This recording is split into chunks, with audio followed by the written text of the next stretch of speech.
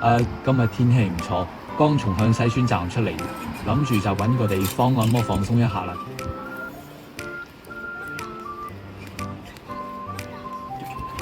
條路比較窄，旁邊部車差啲撞到我。向西村呢附近嘅路，感覺收得都好窄。講開又講啦，向西村點解要向西呢？唔要向東或者向南？附近有唔少會所，唔知去邊間好呢？印象中向西村喺千禧之年嘅時候，就已經係深圳比較出名嘅娛樂村，當時就有唔少桑拿、水療夜總會。而家今非昔比啦，其實少咗好多。前面紅燈啦，走快幾步先。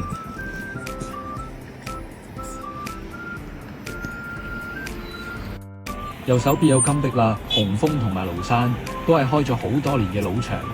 今日想揾間新店試試。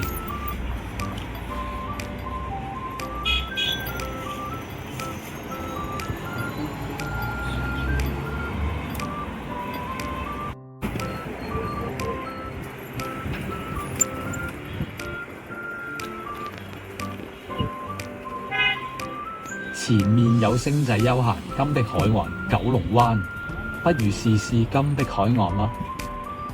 好似係上年先開嘅，環境應該都算新淨，過去睇睇。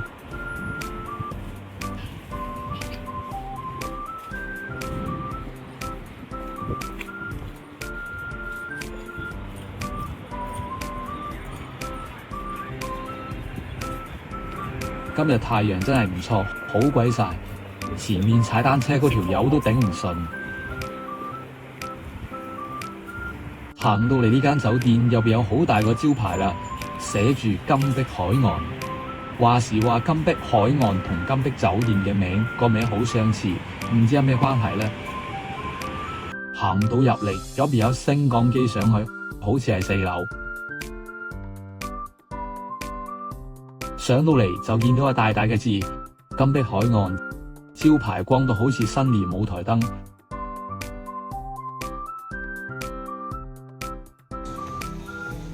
你好，欢迎光临，有约吗？里面请，先冲凉。拎個牌入去開波啦，先睇睇沖涼房。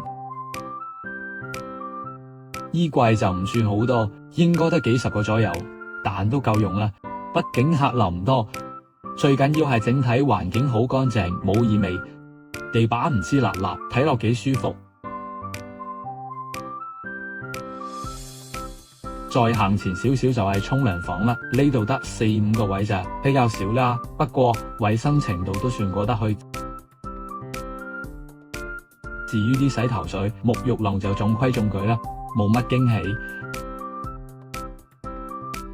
喜。轉出去大堂真係笑出聲，第一眼望到個牌梳化，我差啲以為自己去咗間私人影院。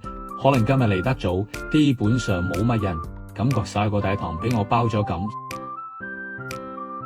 梳化坐得舒服，數量唔多，但都夠用。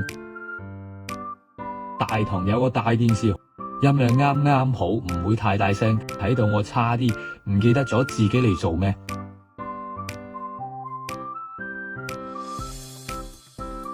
嗱，講真，按摩方面我冇諗太多啦，見大堂好安靜，啱晒我慢慢享受。搵個大堂幫我鬆一下。呢個大姐唔算後生啦，不過手勢真係唔錯喎，落手又準又穩，按完之後好舒服。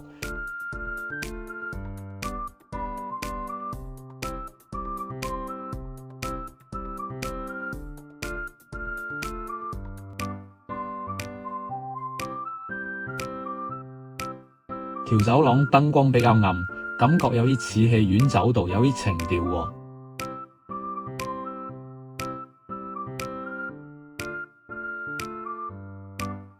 房間空間偏細，不過好新夠乾淨，啲牆燈光全部走柔和簡約路線，唔會老土。我就再揾咗個技師嚟幫我鬆一鬆。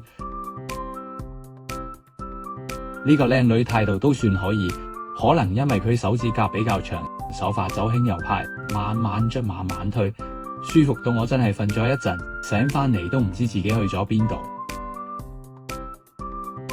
今日呢次金碧海岸水會體驗俾我感覺整體比較細間，大堂同房間數量都唔多，不過環境都算乾淨衛生，感覺適合我呢種又要威又要戴頭盔嘅人，想享受但又怕撞到熟人。